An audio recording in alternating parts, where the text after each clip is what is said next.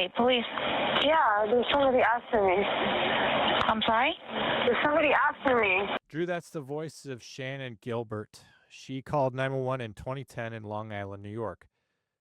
Her phone call actually lasted 23 minutes, and after it was over, Shannan could not be located by the police. Her family's been searching for answers about what happened to her ever since.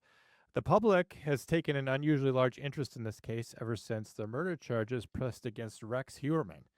He's the Gilgo Beach serial killer. The serial killer known for leaving his victims in that deserted marshy area near Gilgo Beach. Heuermann pled guilty to the murders of 7 women, and he confessed to murdering an 8th, but he was never charged with any involvement in the death of Shannan Gilbert.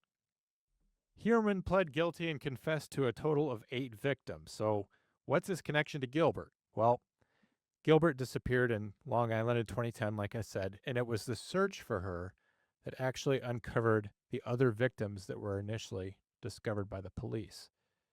An off-duty canine officer was walking down a long stretch of highway near Gilgo Beach when his canine got a hit, which led that officer to human remains.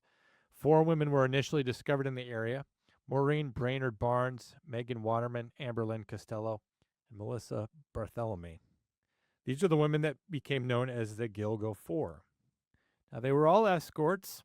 All of them were bound either with tape or with belts, and they were wrapped up in burlap. Their bodies were dumped on Ocean Parkway, a long stretch of road where you can pull over and you can see everybody coming and going in either direction. You also know when you're alone. After finding these 4 women, police knew that there was a serial killer on the loose, Drew, but 17 months after Shannan made that 911 call and disappeared, her body was found in a marsh, but her discovery was dissimilar from the others, so they couldn't be sure that she was actually one of the victims of the serial killer. So one thing that she definitely had in common was that she was an escort. She had a driver named Michael Pack who drove her to her appointments and provided some security for her. He drove Shannan out to meet her client, Joseph Brewer, that night, and Shannan was at Brewer's house when she first made her 911 call. There's somebody after me. Where are you? There's somebody after me. Okay, where are you?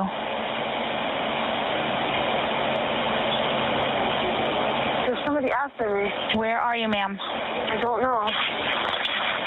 You're driving right now? No, I'm inside the house. I'm sorry? I'm inside the house. What house? I don't know. Can you trace where I am? I'm sorry? Can you trace where I am? No, I can't. What's your callback number you're calling from?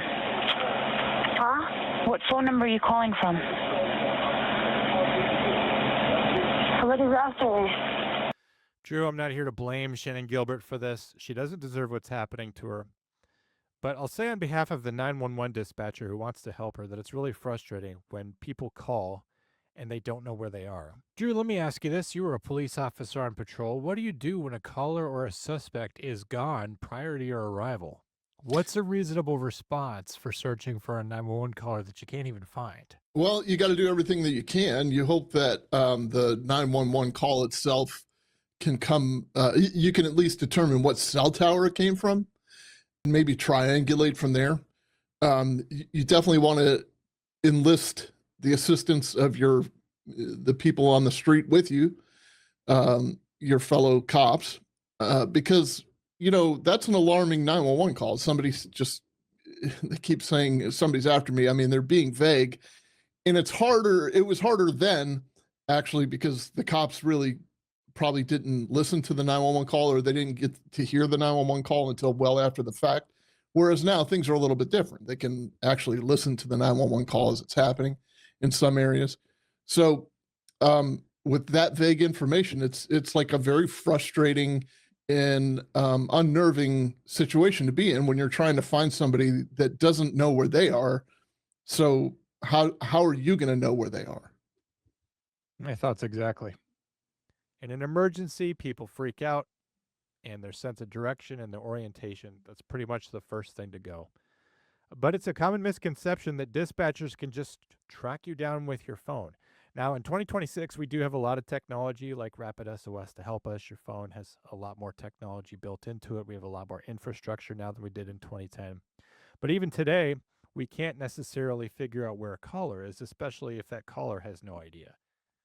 If you can't give us any clues to help you, it can be very difficult. Now, Shannan can only say that she is on Long Island, which is probably something that the dispatcher knew for sure.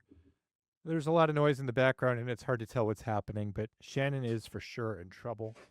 We can hear that the client, Joseph Brewer, is trying to tell her to leave while the dispatcher is trying to get her location.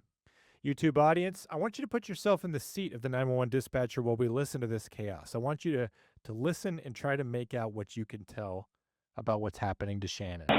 What is after me? Please. Are you in Suffolk County or Nassau County? I'm in Long Island. Where on Long Island are you? No. No.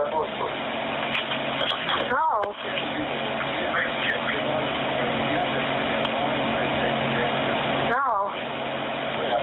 No, stop, no. Where in Long Island are you? In Suffolk County? Nassau County? Huh? Shannan Gilbert fled on foot from the house. She went to several houses nearby asking for help. The first one that she went to was the house of Gustav Gus Coletti. You can hear Gus talking in the background of Shannan's 911 call as she approaches him. What's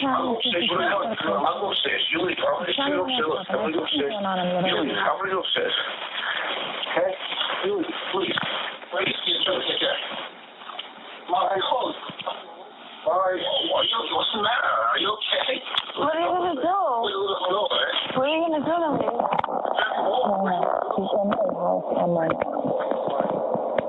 Why?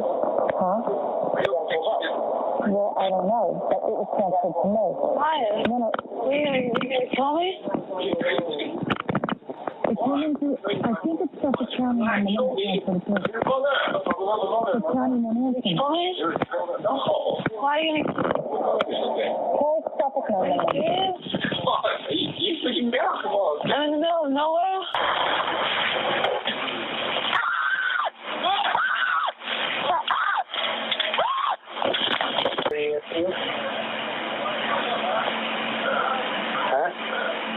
Hello? Hello?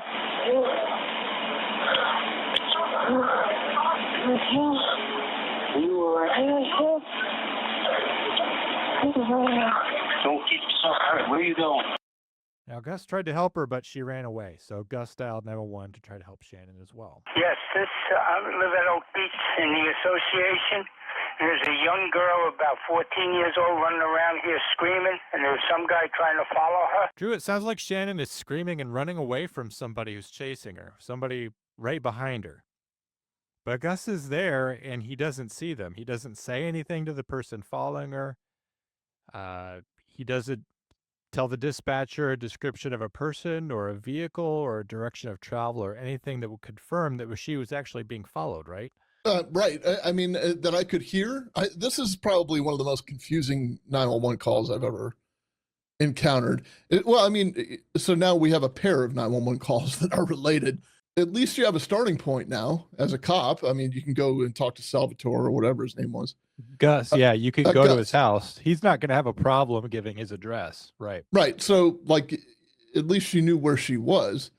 And you made reference to the canine earlier. I mean, generally, if we're going to go, if we're going to pull out all stops, we would deploy a canine. We'd probably deploy, some type of helicopter or whatever, just to search the area. We want to do our due diligence to see if somebody's in distress, where they are, or who is following them or whatever. But if all you have is a starting point and you don't know exactly what it is the issue is, but like there are some alarming things that he brought up, saying that she must be like a 14-year-old girl, and that would just that would definitely send chills down my spine.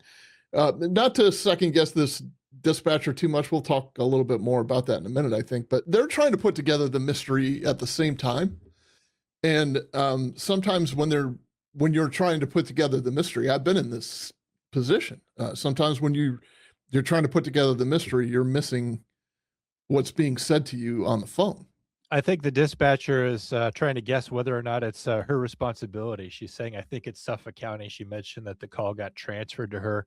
I think that she She wants to take this hot call and she wants to give it back to somebody else. But Drew, now that we know where Gus lives, and we could ask easily, Gus, what's a direction of travel from your house? Did she travel, east towards this road? Today, if we would be able to put police officers in the area, but also other assets like a helicopter with FLIR or even a drone is something that we would use today. And I think if this was happening in 2026, the odds are much higher that we'd be able to find her. Yeah, absolutely. Then Shannan knocked on the door of Barbara Brennan. Shannan told Barbara that somebody was trying to follow her, trying to get her. And Barbara was pretty freaked out and she didn't open the door. But Barbara did dial 911 as well. Is knocking at my door. What town are you in? Oak Beach Association. What's the nearest corner street now? Ocean Parkway. She says she's in danger. Do you know her or no? No, I don't. I'm not letting her in. So Ocean Parkway, of course, is where the other Gilgo Beach 4 were dumped. Shannan ran away, and what happened to her next is a mystery. Like I said, they found her body in a marshy area right near this neighborhood 17 months later, over a year later. She had all her belongings with her, or they were in the area where she was found. She was not bound up in tape or any other restraints. She was not wrapped in burlap like the other Gilgo Beach victims. The marsh had very tall reeds, and if you're in there in the dark, it can be very easy to get lost and not be able to find your way back to the highway or to the neighborhood. The FBI say her cause of death is officially undetermined, but it was most likely drowning, possibly exposure and hypothermia as well.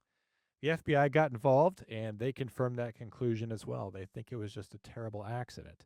The family's attorney, John Ray, doesn't agree, though, and he's the one who makes all the rounds on the true crime documentaries and podcasts saying that Gilbert is also a probable victim of Rex Heuermann. The Suffolk County Police Department is grossly derelict in its duty not only to have investigated these murders properly. There is no doubt, from what we know of the evidence, that Shannan would still be alive today if Suffolk County Police had actually done their job. Drew, is that really a fair claim to make, that Shannan would still be alive if Suffolk County PD had done their job? She called 911, she ran away someplace where she couldn't be found, or she was abducted by somebody, even though we have no evidence of that in the 911 call. Was it really reasonable to assert that Suffolk County PD could have done anything to prevent her death? Just based on the location she was found, I don't know how they could have done anything differently other than what we mentioned a minute ago, and that's modern technology taking over too, by the way. But just based on the fact that she was deep in the mangroves or in the reeds, possibly could have drowned due to the exposure. Like, definitely law enforcement's job to protect the innocent. It's definitely the job to react to something like this. I don't know that it's ever going to be 100% perfect 100% of the time. And I just want to point out that this attorney, if he were Rex Heuermann's attorney, and Rex Heuermann was charged with her death, would be saying the exact same thing. He'd be saying, if Suffolk County had done their job, you would see that this is just an accident. He's just arguing on behalf of his client. It's not necessarily the abject truth. It's the poetic truth. Just things to think about. Police are always going to be vilified. Either you did too good of a job or you didn't do your job at all. And that's the opinion of somebody who is going to gain financially from that either way. And, I'm not taking away from the advocacy of the victim or the victim's family. I mean, that definitely needs to happen too. And justice needs to come if there was a crime committed. But if they determine there wasn't a crime committed, and the FBI even is involved, and there's multiple victims, and they're still unable to determine if she was part of what they determined to be a series of crimes, a series of murders even. I'm not sure that it's just putting that blame squarely on Suffolk County PD. They couldn't even determine where she was. Until the subsequent 911 calls. So I agree. I think that it's easy for him to say, well, the police should have found Shannan, because the police already have found Shannan. If Shannan was still missing, I don't think that he would be able to make these bold assertions that the PD should have done a better job when, in this scenario, she would still be missing. It's like the expectation is that we should be God and that we should be all knowing. Well, if someone's not cooperating with us in their rescue, we are seriously hampered from finding someone and helping someone. As I said earlier, if someone doesn't know where they are and they're not answering questions like where they are, where they're located, where they're going, why they're there, it's very difficult to get that information. I think you mentioned advocacy. I think that's a very generous way of putting it. He does represent some of the other clients of Rex Heuermann's victims. But what he's essentially trying to prove, this grandstanding is all about proving something that he may take later in front of a jury. He wants to prove negligence on the part of the police in order to get that payout. And as we've talked about on the show before, you don't have to be correct to get money out of this. The city, the county, they're not looking to do a protracted court battle against, you can see, her family member there, I presume her mother. She's a very sympathetic person. Of course, we all feel badly for Shannan. We feel badly for her family. And that's why it's a bad look for us to do any kind of litigation in court. So he knows if he can set up the narrative that the police have a duty to act and that the police were in breach of that duty and that there was damages and causation. If he can get all four of those, he can prove that the police are liable in some way for her death.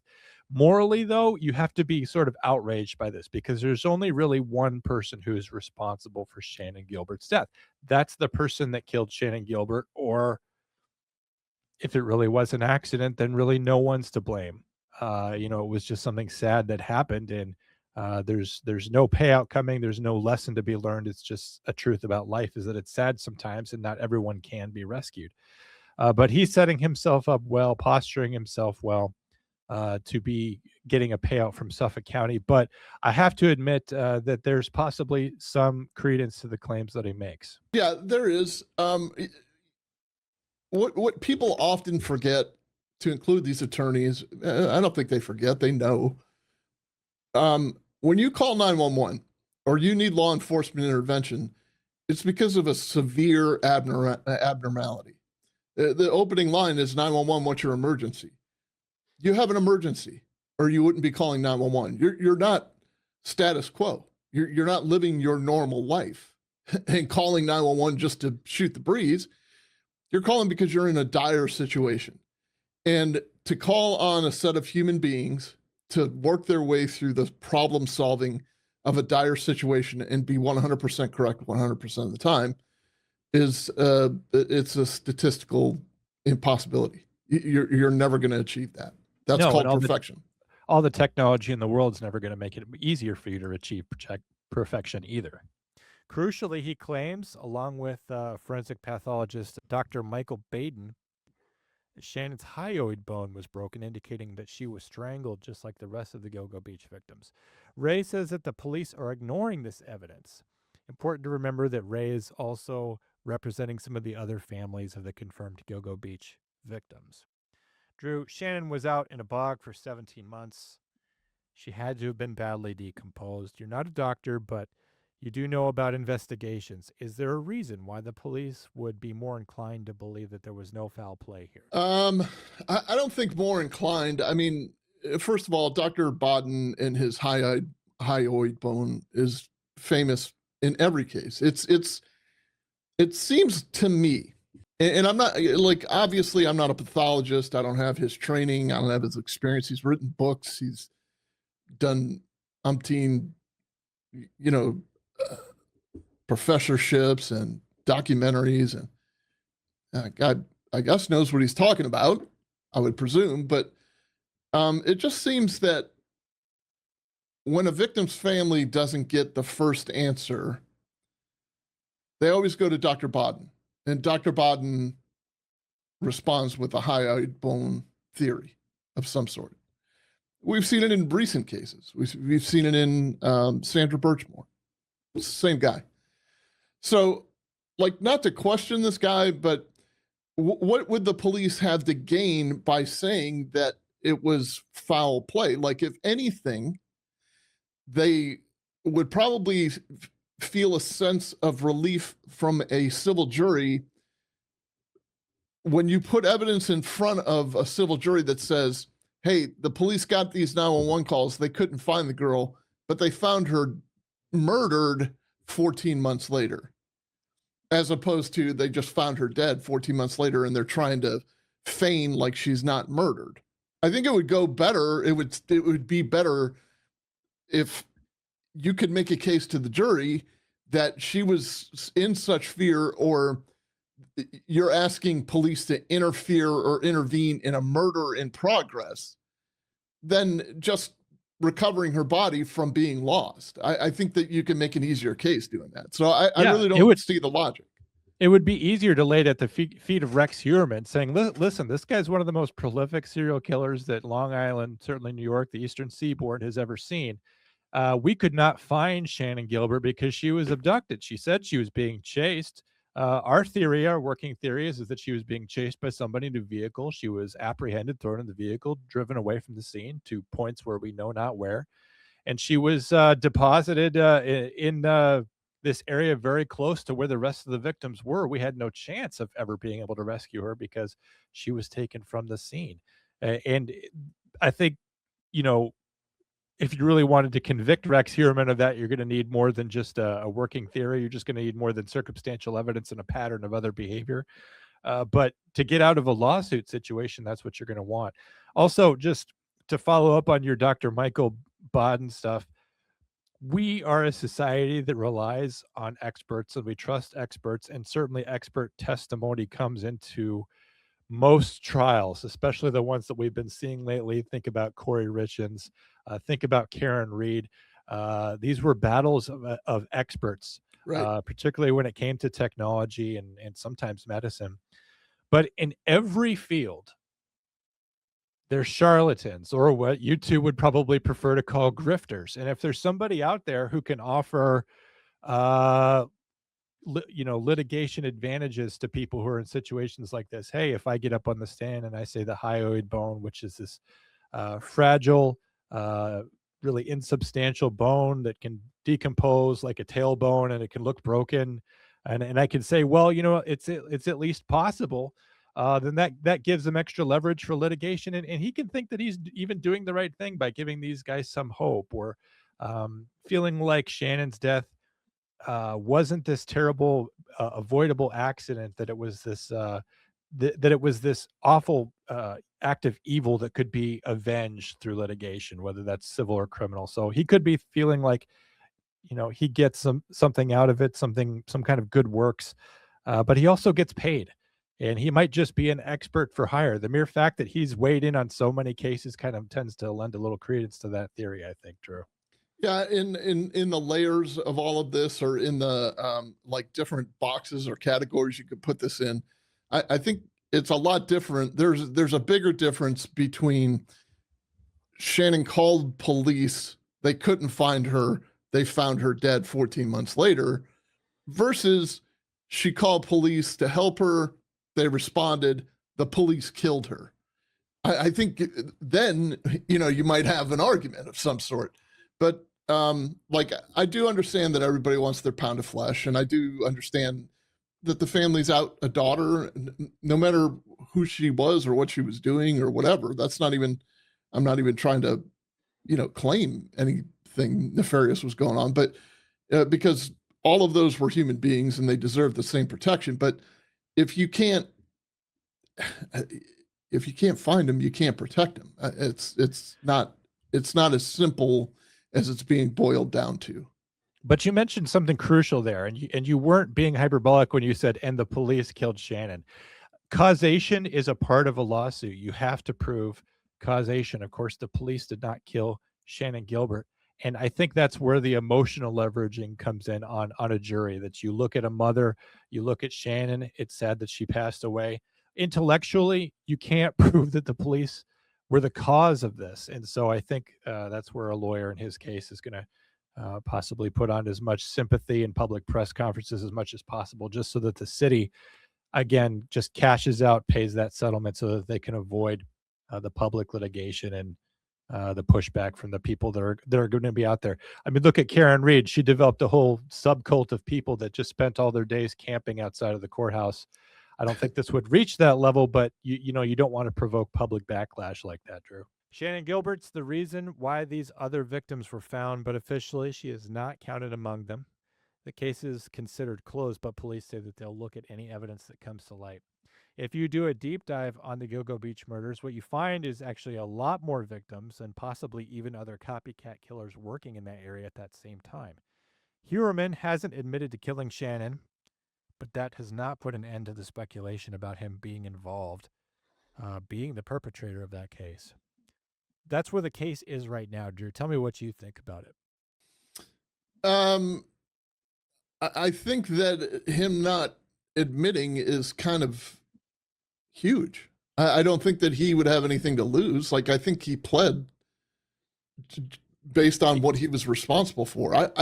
There's something weird about that, like that whole area, that Bermuda Triangle where, 10 bodies are, like if he's responsible for all of them, if that was his dumping ground. But, the reality is he picked that as a dumping ground because of probably the low density of people driving by, or so he's not the only guy that recognized that. I guarantee there have been people that have been driving through there even from the 1960s on that would say, this would be a good place to dump a body. Well, they probably thought a good place to dump a mattress first. I mean, yeah, maybe an old box fan, but and then eventually to a body. But you would think this, like he can't be the inventor of the idea of dumping a body on Long Island Sound. Like I don't know that all of those belong to him.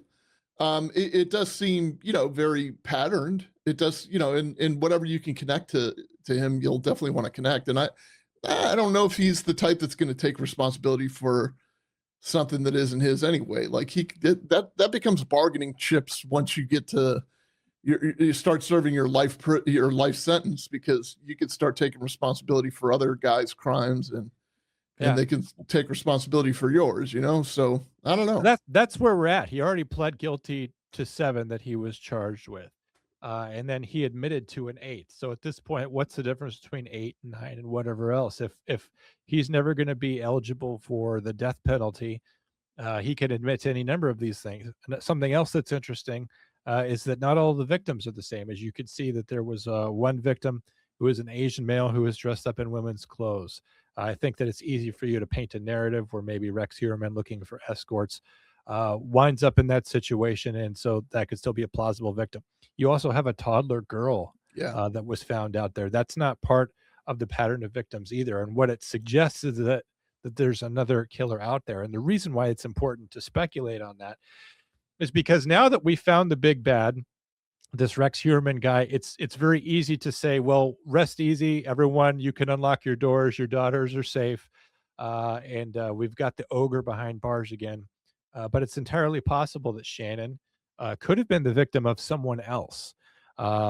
She might have been accosted by somebody else who remains unapprehended, who's getting away scot-free because Rex Heuermann has been the lightning rod for all the publicity of and the center of investigations for all of the murdered people out on Gilgo Beach. So it's interesting to think that there could be another person out there. And again, I've done deep dives on this, and if you open up the radius beyond Gilgo Beach, you find stuff in Pennsylvania and in the area that looks very suggestive that you could be looking at a pack of copycats, or people that operate in similar ways, or people that are learning from the Gilgo Beach serial killer.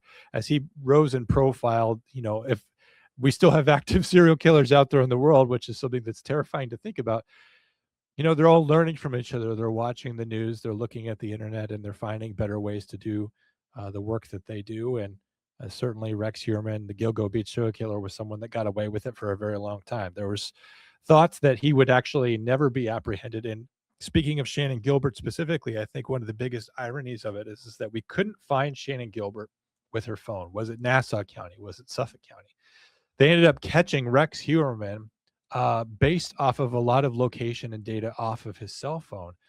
He was making threatening, taunting calls to the survivors of some of the women that he's admitted to killing.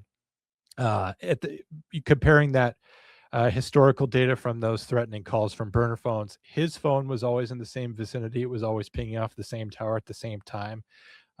They also were able to tell that there were times when the person responsible was in Midtown Manhattan, which is exactly where Rex Heuermann works. But the way that they were able to narrow it down is that his phone calls, his threatening phone calls, and his phone calls that were calling for escorts all kind of came from this box in Massapequa Park, that within this certain search area, there had to be someone who was calling for these escorts. I think it was Amber who was the one he was calling a lot prior to their first date, and someone else who had seen Rex Heuermann pick her up had noticed that he was driving a very unique vehicle, a first generation Chevy Avalanche, which, Drew, if you didn't know, is a pickup truck for people who don't really want pickup trucks. And so at the time that they came out, they were actually a very unique vehicle. They were there because they're a pickup truck with a very short bed. They almost look like a beefed up El Camino. And they were able to look at the cell phone records, trace activity to a geographic location, and then from there find people who owned a specific pickup truck.